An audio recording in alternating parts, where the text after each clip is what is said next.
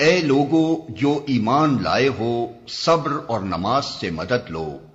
اللہ صبر کرنے والوں کے ساتھ ہے۔ اور جو لوگ اللہ کی راہ میں مارے جائیں انہیں مردہ نہ کہو، ایسے لوگ تو حقیقت میں زندہ ہیں مگر تمہیں ان کی زندگی کا شعور نہیں ہوتا۔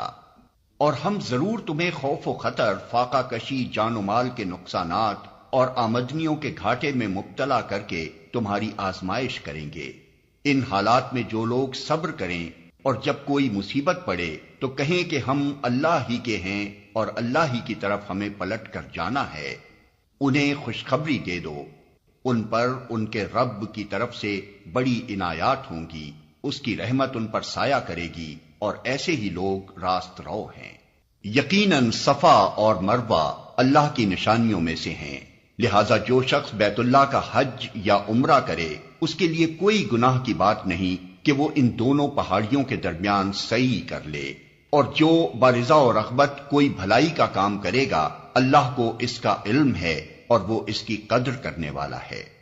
جو لوگ ہماری نازل کی ہوئی روشن تعلیمات اور ہدایات کو چھپاتے ہیں، دراں حالانکہ ہم انہیں سب انسانوں کی رہنمائی کے لیے اپنی کتاب میں بیان کر چکے ہیں، یقین جانو کہ اللہ بھی ان پر لعنت کرتا ہے اور تمام لعنت کرنے والے بھی ان پر لعنت بھیجتے ہیں۔ البتہ جو اس روش سے باز آ جائیں اور اپنے طرز عمل کی اصلاح کر لیں اور جو کچھ چھپاتے تھے اسے بیان کرنے لگیں، ان کو میں معاف کر دوں گا، اور میں بڑا درگزر کرنے والا اور رحم کرنے والا ہوں۔ جن لوگوں نے کفر کا رویہ اختیار کیا اور کفر کی حالت ہی میں جان دی، ان پر اللہ اور فرشتوں اور تمام انسانوں کی لعنت ہے۔ اسی لعنت زدگی کی حالت میں وہ ہمیشہ رہیں گے، نہ ان کی سزا میں تخفیف ہوگی اور نہ انہیں پھر کوئی دوسری مہلت دی جائے گی۔ تمہارا خدا ایک ہی خدا ہے، اس رحمان اور رحیم کے سوا کوئی اور خدا نہیں۔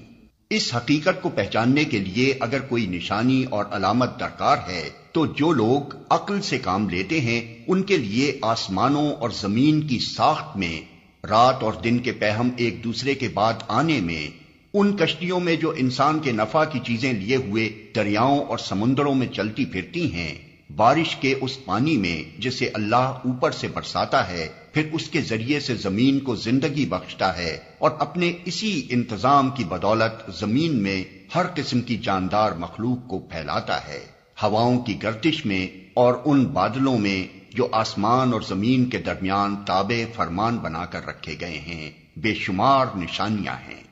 مگر وحدت خداوندی پر دلالت کرنے والے ان کھلے کھلے آثار کے ہوتے ہوئے بھی کچھ لوگ ایسے ہیں جو اللہ کے سوا دوسروں کو اس کا ہمسر اور مد مقابل بناتے ہیں، اور ان کے ایسے گرویدہ ہیں جیسے اللہ کے ساتھ گرویدگی ہونی چاہیے، حالانکہ ایمان رکھنے والے لوگ سب سے بڑھ کر اللہ کو محبوب رکھتے ہیں۔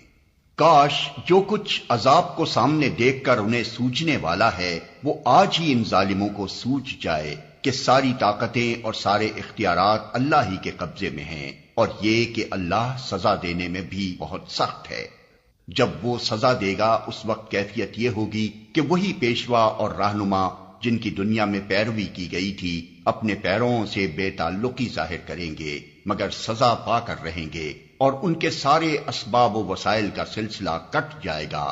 اور وہ لوگ جو دنیا میں ان کی پیروی کرتے تھے کہیں گے کہ کاش ہم کو پھر ایک موقع دیا جاتا تو جس طرح آج یہ ہم سے بیزاری ظاہر کر رہے ہیں ہم ان سے بیزار ہو کر دکھا دیتے۔ یوں اللہ ان لوگوں کے وہ اعمال جو یہ دنیا میں کر رہے ہیں ان کے سامنے اس طرح لائے گا کہ یہ حسرتوں اور پشیمانیوں کے ساتھ ہاتھ ملتے رہیں گے، مگر آگ سے نکلنے کی کوئی راہ نہ پائیں گے۔